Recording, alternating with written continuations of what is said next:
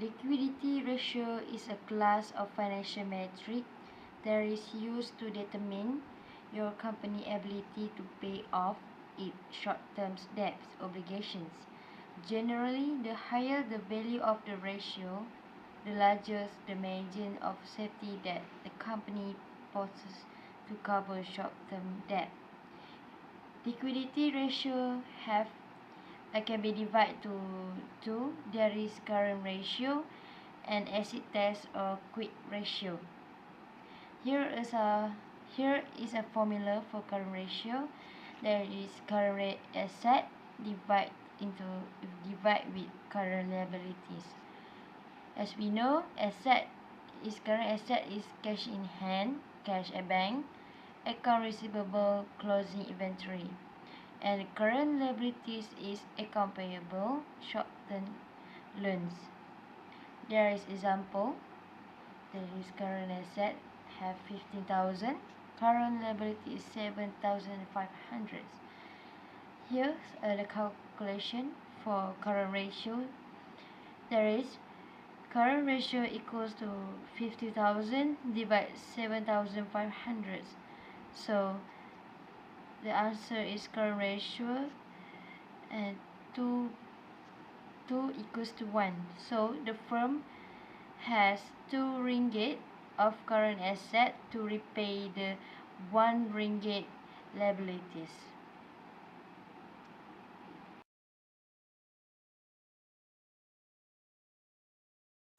Acid test or quick ratio. The formula is acid test or quick ratio equals to current asset minus inventory minus prepayments over current liabilities.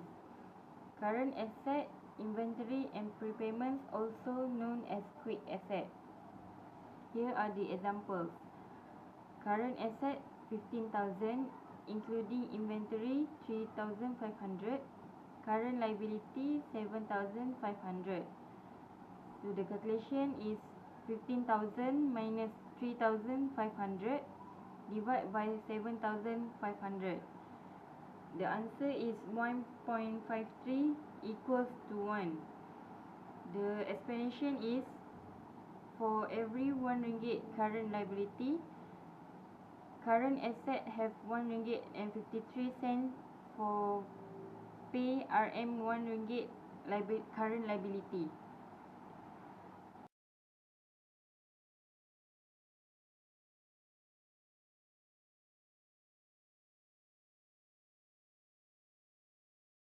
Efficiency ratio. This ratio measures the efficiency of a business in managing its assets to generate revenue. They can be divided into 4. There is stock turnover ratio, asset turnover ratio, debtors turnover ratio, average turnover ratio. There is formula for inventory turnover ratio or stock turnover ratio equals to cost of sale divide by average inventory. So there is example. Opening inventory, there is 25,000 plus purchase 50,000 equals to 75. There's the net purchase 75,000 minus by closing inventory 50,000.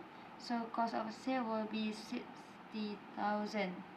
So stock turnover ratio equals to 60,000 divide 25,000 plus 50,000.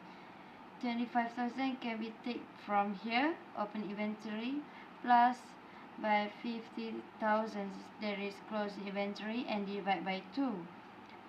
So the 60,000 divide 20,000. So the conclusion is stock turnover ratio equals to 3 times. So which you can see is to determine how fast the goods are being sold.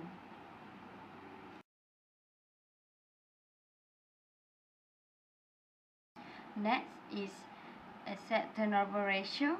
Is an efficiency ratio that measures a company's ability to generate sales from its asset by comparing net sales with average total sales.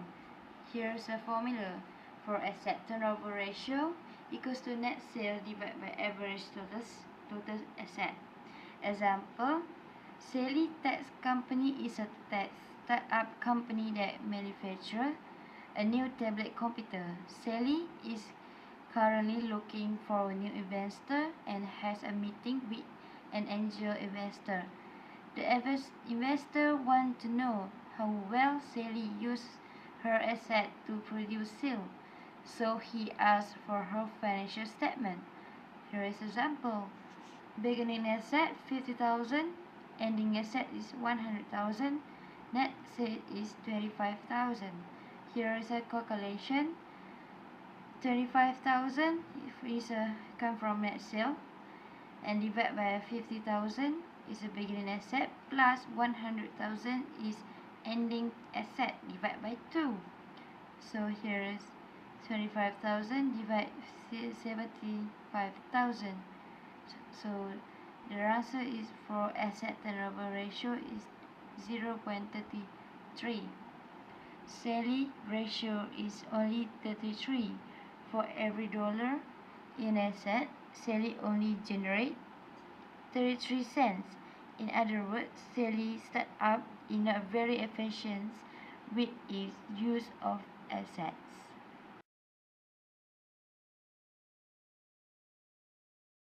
Next is debtors turnover ratio, also known as account receivable turnover ratio, equals to net credit sale over average account receivable. For example, Bill's Ski Shop is a retail store that sells outdoor skiing equipment. Bill offers account to all his main customers. At the end of the year, Bill's balance sheet showed 20,000 in account receivable, 75,000 of gross credit sale, and 25,000 of returns. Last year's balance sheet showed 10,000 of account receivable. So here is the calculation. Net credit sale. To get net credit sale, 75,000 minus 25,000. 75,000 come from gross credit sale, and 25,000 come from returns. So the net credit sale is 50,000. So account receivable turnover ratio equals to 50,000 net credit sale over 10,000 plus 20,000 divided by 2. 10,000 is come from account receivable last year, and 20,000 come from at the end of the year's balance sheet. So the answer is 3.33. Means the explanation, Bill collects his receivable about 3.3 times a year, or once every 110 days.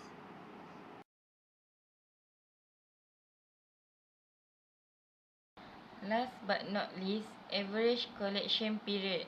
Average collection period equal to accounts receivable divided by credit sales times by 365. For example, cash sales equals to 1 million, credit sales 1,200,000, accounts receivable 90,000. The calculation is average collection period equals to 90,000, which come from accounts receivable, over 1,200,000 from credit sales times by 365. The answer is 27 days. As a conclusion, the shorter the period, the better it is for the business. If it is not collected on time, the business may not have enough cash resources to operate.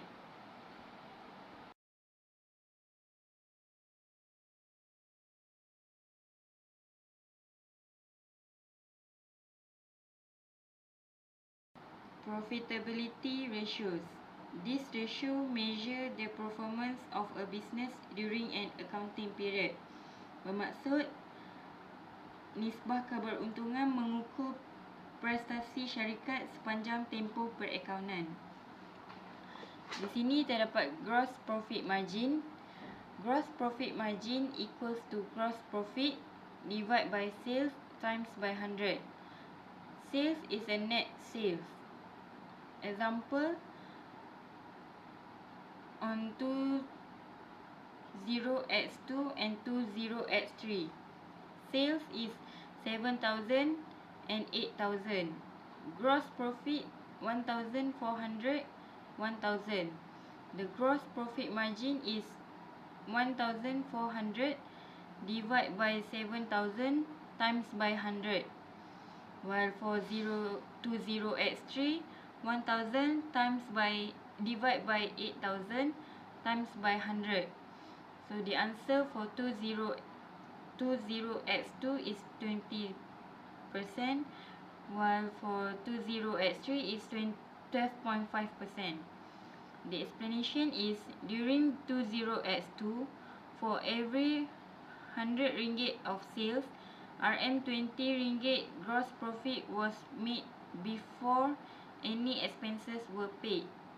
For 20x3, for every 100 ringgit of sales, 12 ringgit and 50 cents gross profit was made before any expenses were paid. The reasons is, cost of goods increases whilst selling price remains unchanged. In order to increase sales, selling price was being reduced.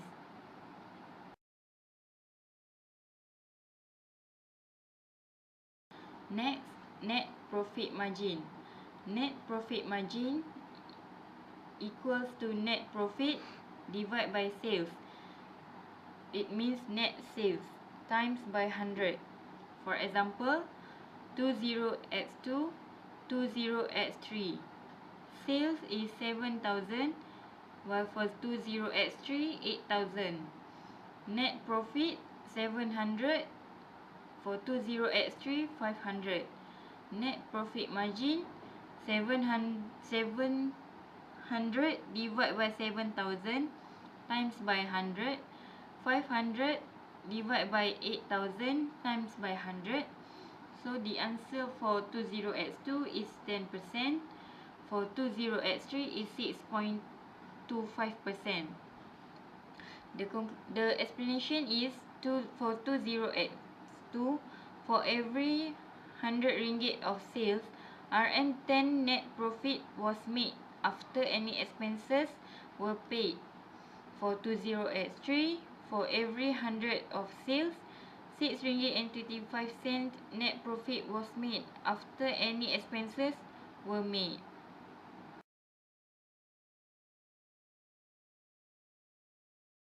Return on investment.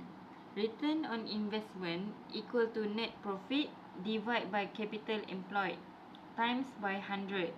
For example, statement of financial position as at 30 June 20x3. For asset, we have 65,000. Capital is 30,000 plus net profit 15,000. So the answer is 45,000 minus by drawings 10,000. The answer is 35,000. Plus with liability 30,000 equals to 65,000. The formula is 15,000, which come from net profit, divided by 65,000 comes from total asset, minus with current liabilities times by 100%. 15,000 divided by 35,000 times by 100%, which the answer is 42.9%. The explanation can indicate the ability of the business to make a better use of capital.